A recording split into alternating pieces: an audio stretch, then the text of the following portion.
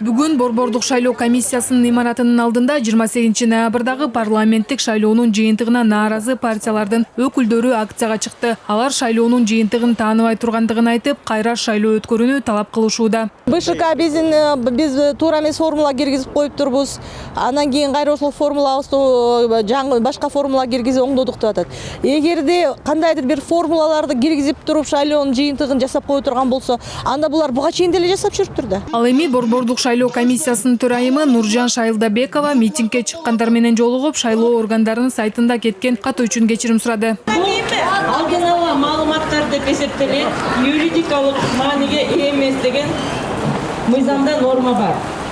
Бардык шайлоонун натыйжалары ар бир участок боюнча, ар бир округ боюнча жана республика боюнча кол менен саноонун жыйынтыктары боюнча чыгарылат.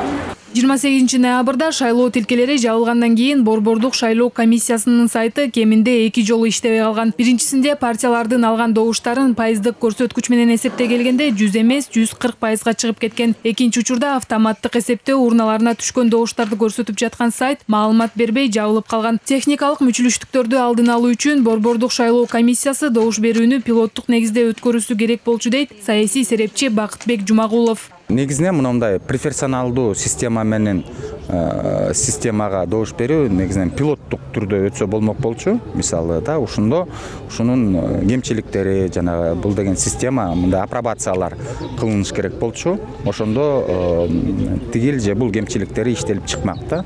Техника деген техникага ишенич жок. Эми бул жерде Садыр Жапаровдун айтканы туура, президенттики. Негизинен жанагы дагы бир мындай ход бар, жанантип кол түрүндө бардык протоколдор саналыш керек, ал жака ушу бардык ушу саясий күчтөр катышыш керек. Ал эми өлкө башчы парламенттик шайлоонун жыйынтыгына нааразы болгон партияларга кайрылып, бюллетендерди кол менен санап чыгууга чакырды. Эгерде кол менен саноодо жыйынтыктардан айырма чыга турган болсо, Борбордук шайлоо комиссиясынын бардык мүчөлөрү жоопко тартылаарын билдирди.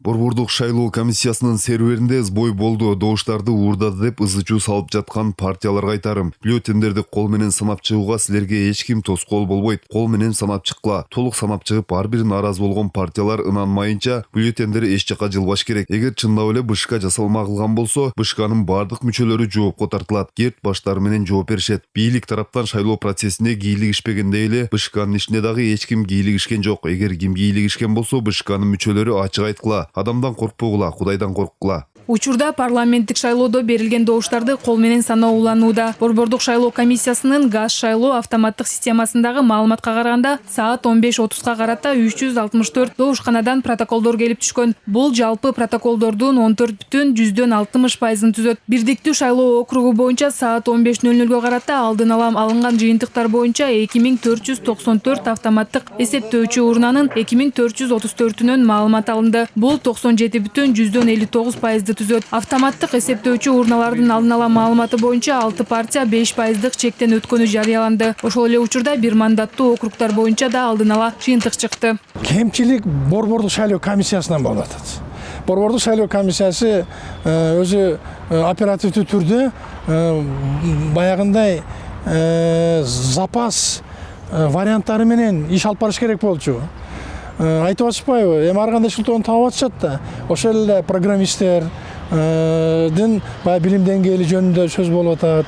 Алардын тааныш билиш менен келип иштеп калгандыктары жөнүндө сөз болуп атат. Жана башка ошол нерселер да.